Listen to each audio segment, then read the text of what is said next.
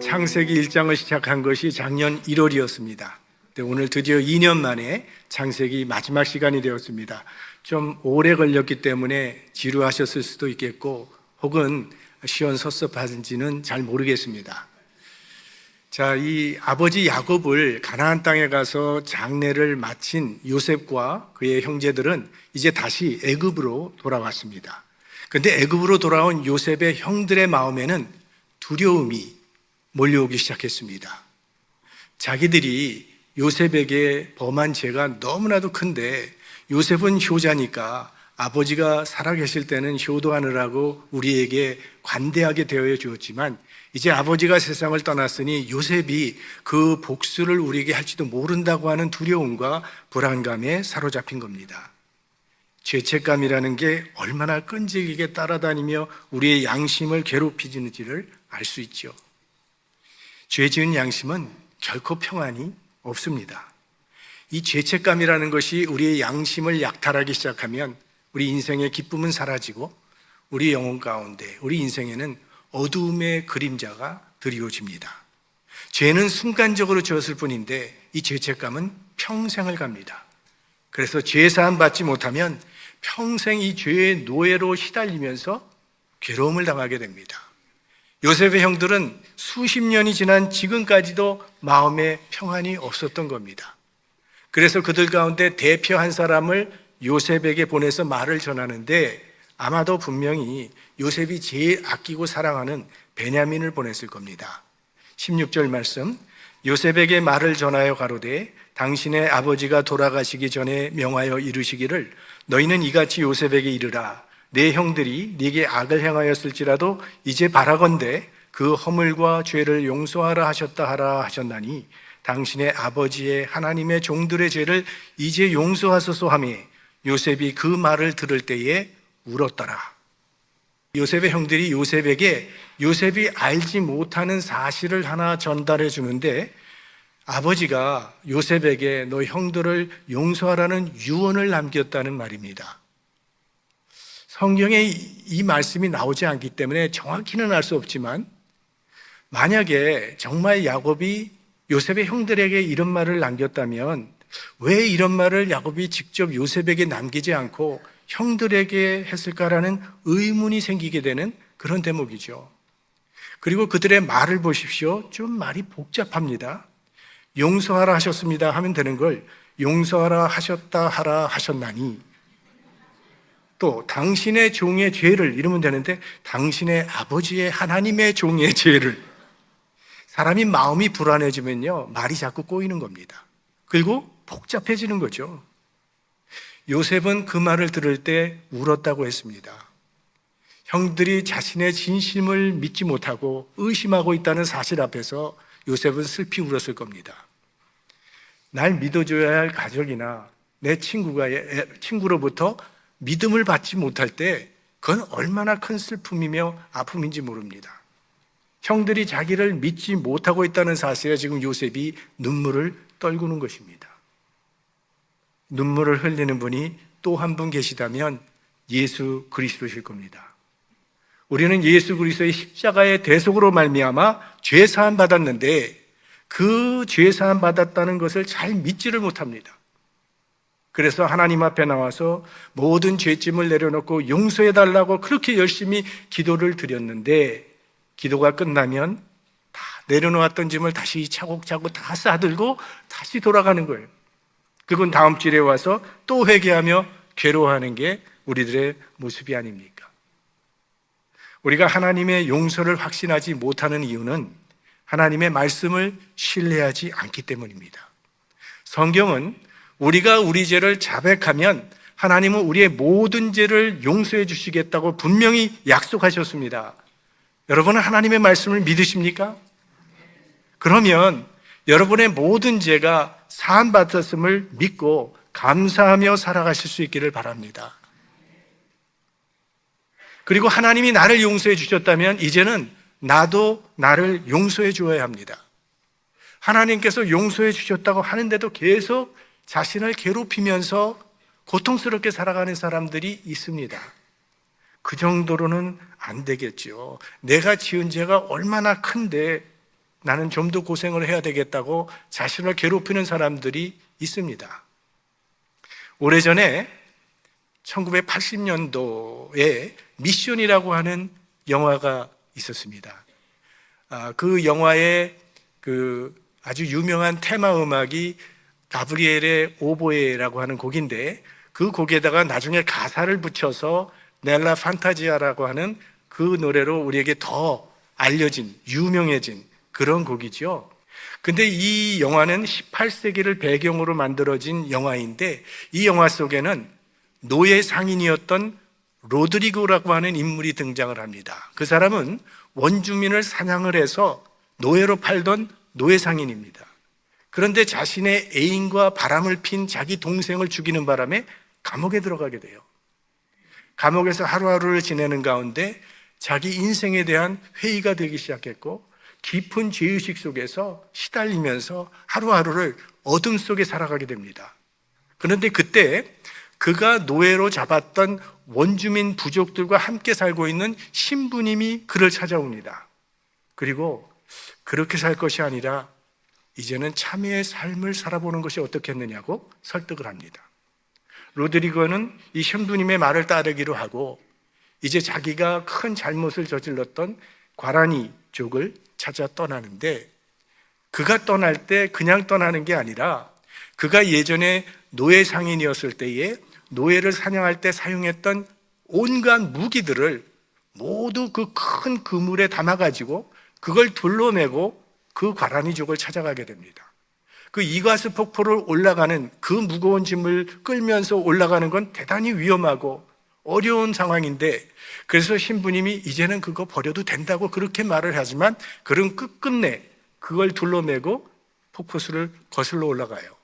그리고 폭포 끝에 올라갔을 때 원주민들이 보니까 자기 부족들을 노예로 잡아다가 팔던 노예 상인이 온 거예요.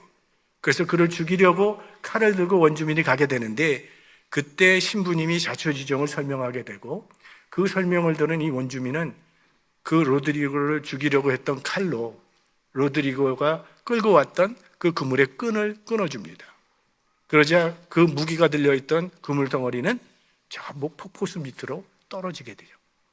순간 로드리고는 하염없이 웁니다.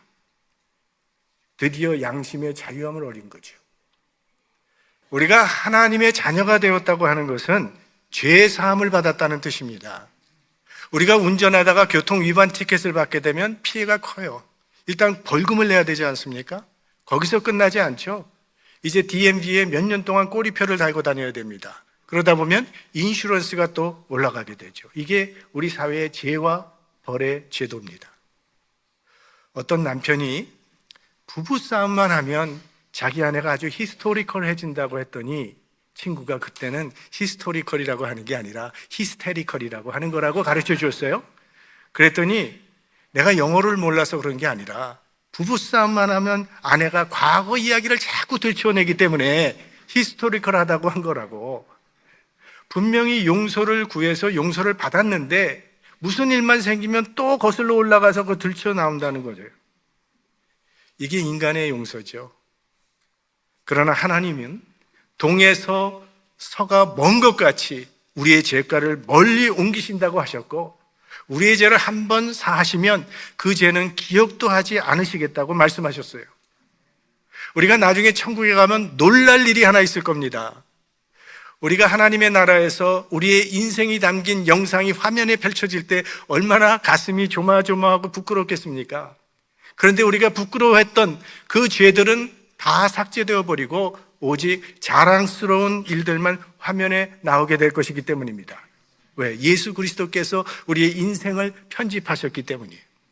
로마서 8장 1절 말씀 같이 보겠습니다. 그러므로 이제 그리스도 예수 안에 있는 자에게는 결코 정죄함이 없나니.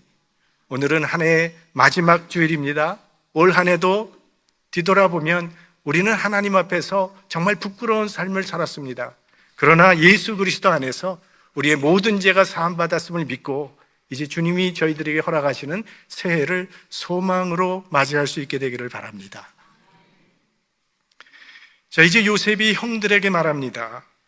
요셉이 그들에게 이르되 두려워 마소서. 내가 하나님을 대신하리이까. 여러분, 성경에서 가장 많이 나오는 말이 뭔지 아십니까? 두려워 말랍니다. 왜 계속 두려워 말라는 말이 반복해서 나오는 것일까요? 우리 인간은 의심하는 존재이기 때문입니다. 하나님의 사랑, 우리를 향한 그 하나님의 사랑을 의심하지 말라는 말씀입니다. 우리는 우리가 열심을 내지 않은 시간은 실패한 시간이라고 생각을 합니다. 물론 신앙의 책임이라는 그런 푯대로, 그런 기준으로 바라보면 실패한 시간이 맞습니다. 하지만 그 시간에도 하나님의 사랑에는 변함이 없습니다. 로마서 5장 8절, 우리가 아직 죄인 되었을 때에 그리스도께서 우리를 위하여 죽으심으로 하나님께서 우리에게 대한 자기의 사랑을 확증하셨느니라. 예수 그리스도께서 십자가에 죽으실 때 우리는 죄인이었다는 거예요.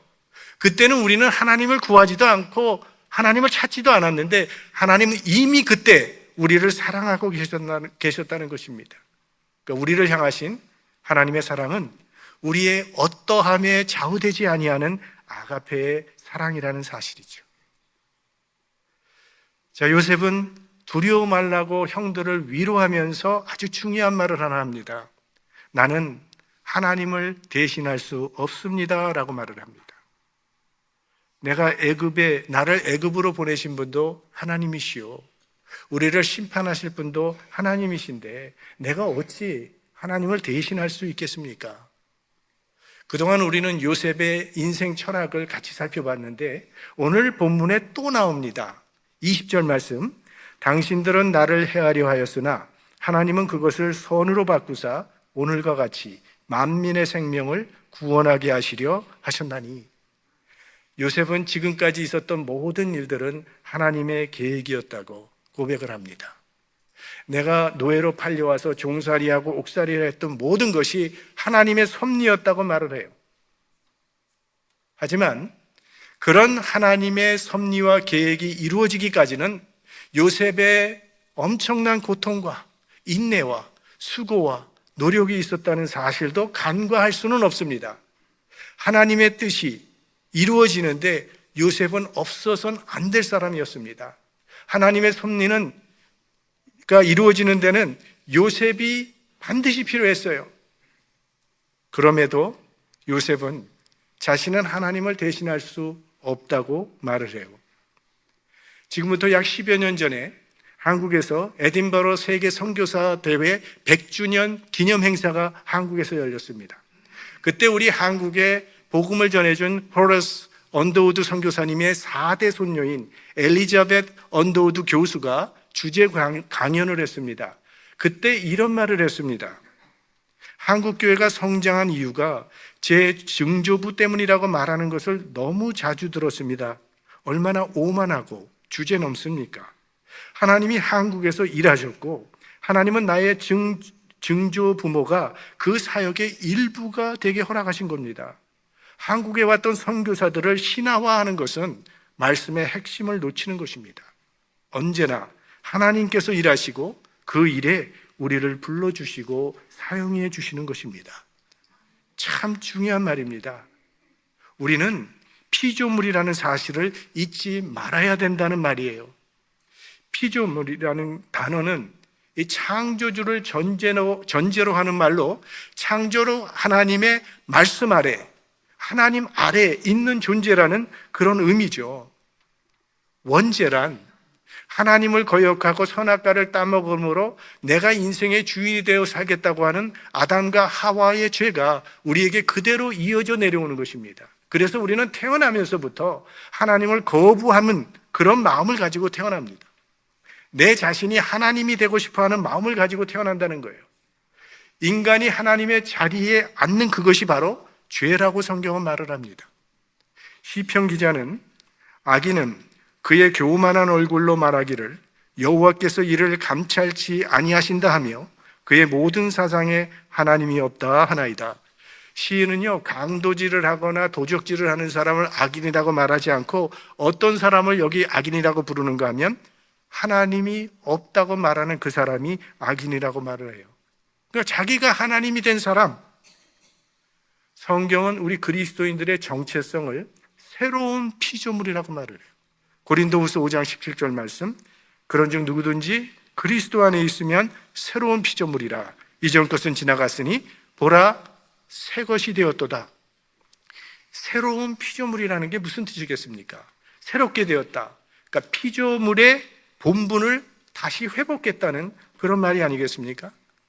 예전엔 하나님의 자리에 내가 앉아 있었는데 이제는 다시 창조주이신 하나님의 말씀 아래에 있는 사람, 그게 새로운 피조물이죠.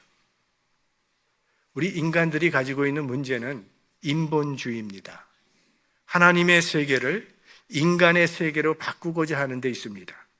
인간 중심으로 살아보겠다고 하는데 왜 인간 사회는 점점 복잡해지고 점점 어려워져 가고 있는 것입니까? 인생의 주인은 인간이 아니라 하나님이시기 때문입니다. 예수를 믿는다고 하는 것은 내가 좀 더 열심히 살고 더 착하게 살고 교회에 빠지지 않고 열심히 봉사하는 게 아닙니다. 기독교 교리를 더 알게 되는 것도 아니에요. 예수 믿는다고 하는 것은 인생의 주인이 바뀌는 것입니다. 예수 그리스도를 내 인생의 주인으로 모시고 그분의 말씀을 따라 살아가는 것이죠. 그게 예수 믿는 삶입니다. 우리는 한번 우리 자신을 돌아볼 필요가 있을 겁니다.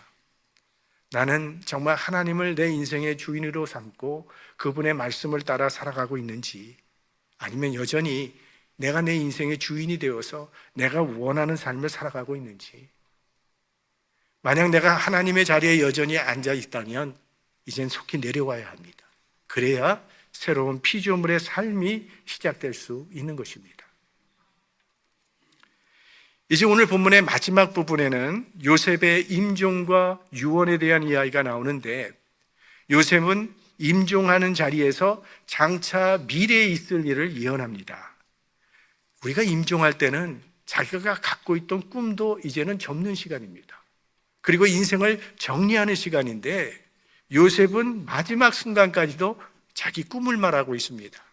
24절, 요셉이 그 형제에게 이르되 나는 죽으나 하나님이 너희를 권고하시고 너희를 이 땅에서 인도하여 내사 하나님 아브라함과 이삭과 야곱에게 맹세하신 땅에 이르게 하시리라 하고, 요셉이 가지고 있던 마지막 꿈은 자기 백성들이 약속의 땅으로 돌아가게 되는 것입니다.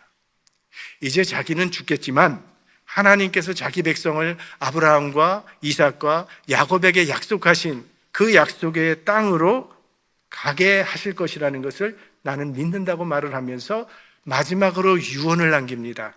25절, 요셉이 또 이스라엘 자손에게 맹세시켜 이르기를 하나님이 정녕 너희를 권고하시리니 너희는 여기서 내 해골을 메고 올라가겠다 하라 하였더라. 하나님이 정녕 너희를 권고하시리니, 이 말씀을 세 번역으로 보면 하나님께서 반드시 너희를 돌보실 날이 온다, 이렇게 돼 있어요. 그러니까 요셉은 하나님께서 자기 백성들을 약속의 땅으로 인도하실 것을 한 점 의심 없이 확신하고 있는 것입니다. 이런 요셉의 확신은 하나님의 약속의 말씀에 근거한 것입니다. 지금 요셉은요, 하나님께서 그의 조상 아브라함에게 약속하신 그 말씀을 붙들고 있는 거예요. 창세기 15장에 하나님께서 오래전에 아브라함에게 약속하신 말씀이 있습니다. 여호와께서 아브라함에게 이르시되 너는 정령이 알라. 네 자손이 이방에서 객이 되어 그들을 섬기겠고 그들은 400년 동안 네 자손을 괴롭게 하리니 네 자손은 4대 만에 이 땅으로 돌아오리니 이는 아모리 족속의 죄악이 아직 관영치 아니함이니라. 그러니까 요셉은요, 평생 이 하나님의 말씀을 따라 살았는데 마지막 순간까지도 하나님의 말씀을 붙들고 있는 겁니다. 그래서 자기가 죽은 후에 자기 해골을 가지고 가나안 땅에 올라가 달라고 유언을 하는 겁니다. 야곱의 유언과 오늘 요셉의 유언이 매우 비슷하면서도 좀 다른 것은 시간차가 있습니다. 야곱은 내가 죽으면 내 시신을 가지고 가나안 땅에 가서 조상들의 묘지에 장사해 달라고 부탁을 했습니다. 그런데 오늘 요셉은 내가 죽으면 당장 가는 것이 아니라 애굽 땅에서 장사를 지내겠지만 언젠가 이스라엘 백성이 애굽을 떠날 날이 올 텐데 애굽을 떠날 그때에 내 해골을 가지고 가나안 땅으로 가달라고 그렇게 유언을 하는 것이죠. 자, 그러면 요셉의 해골이 언제 가나안 땅으로 옮겨졌는가? 400년 후에 출애굽할 때 모세가 그 말을 기억하고 요셉의 해골을 가지고 떠나게 됩니다. 출애굽기. 모세가 요셉의 해골을 취하였으니 이는 요셉이 이스라엘 자손으로 단단히 맹세케 하여 이르기를 하나님이 필연 너희를 권고하시리니 너희는 나의 해골을 여기서 가지고 나가라 하였음이더라. 그 말을 기억하고 모세가 요셉의 해골을 들고 나갑니다. 그러나 우리가 아는 것처럼 요셉은 가나안 땅을 밟지 못하고 죽게 되죠. 그 후에 어떻게 되는가? 여호수아 24장 32절. 이스라엘 자손이 애굽에서 이끌어낸 요셉의 뼈를 세겜에 장사하였으니 이것은 야곱이 세겜의 아비 하몰의 자손에게 금 100개를 주고 산 땅이라. 그것이 요셉 자손의 기업이 되었더라. 마지막까지 말씀을 붙잡았던 요셉의 믿음은 그대로 이루어지더라는 거예요. 하나님의 말씀은 반드시 이루어집니다. 노아는 120년 후에 있을 하나님의 심판을 믿고 방주를 예비했습니다. 너무나 현실성이 없는 일을 하고 있는 노아를 바라보면서 세상 사람들은 손가락질하며 그를 조롱했습니다. 그러나 노아는 하나님의 말씀을 믿고 방주를 완성했습니다. 이 하나님의 말씀에 대한 노아의 믿음이 그와 그의 집을 구원했습니다. 우리가 아는 바와 같이 사도 바울은 예수 그리스도의 복음을 전하다가 로마 제국과 유대교로부터 극심한 핍박을 받고 순교를 했습니다. 그러나 그가 붙잡은 그 하나님의 말씀이 얼마나 위대한 능력이 있는가를 오늘 지금 우리가 보고 경험하고 있습니다. 여러분, 공산주의 국가에서 가장 두려워하는 것 중에 하나가 뭔지 아십니까? 성경이 유입되는 것입니다.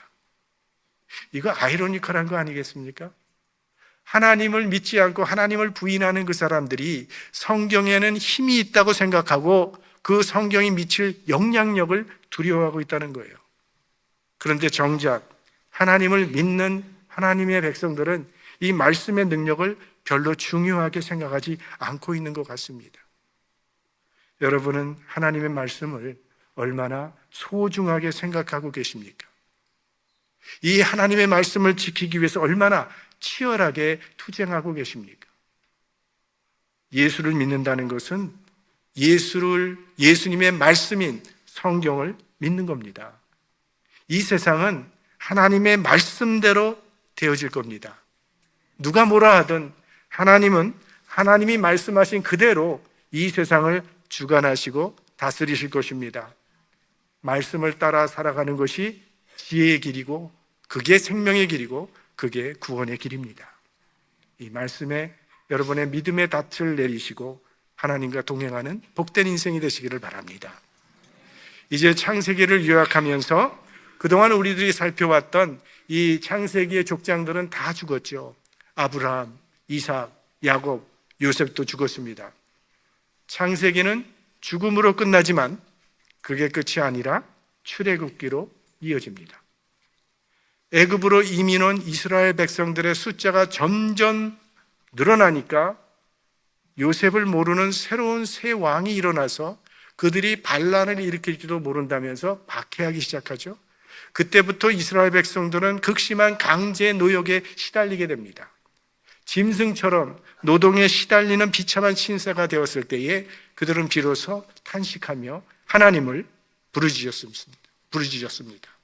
그러자 하나님께서 모세를 부르십니다. 하나님께서 떨기나무 속에서 모세를 부르시면서 그 모세에게 자신이 누구인지를 밝히시는데 이렇게 밝히세요. 나는 내 조상의 하나님이니 아브라함의 하나님, 이삭의 하나님, 야곱의 하나님이니라. 이게 무슨 뜻이겠습니까? 창세기가 끝이 아니라는 거예요. 아브라함도 죽고 이삭도 죽고 야곱도 죽고 요셉도 죽었지만 하나님의 말씀의 역사는 계속 진행되고 있다는 것을 보여주는 것입니다. 요셉은 하나님의 말씀 위에 자기의 인생을 굳게 세웠습니다. 자기는 죽지만 하나님의 약속의 말씀은 계속될 것이라는 것을 믿었더니 그 믿음대로 요셉의 뼈는 그가 소망했던 가나안 땅에 묻히게 되었습니다. 하나님의 백성들은 이 약속의 말씀 안에서 영원한 백성입니다. 우리가 세상을 떠나도 이 영원히 변치 않는 말씀을 붙잡으면 그 말씀이 우리를 약속의 땅으로 이끌고 갈 것입니다. 주님의 말씀을 따라 살아가는 것, 그것이 영생을 사는 것입니다.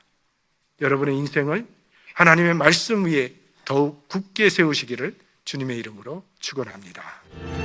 성령의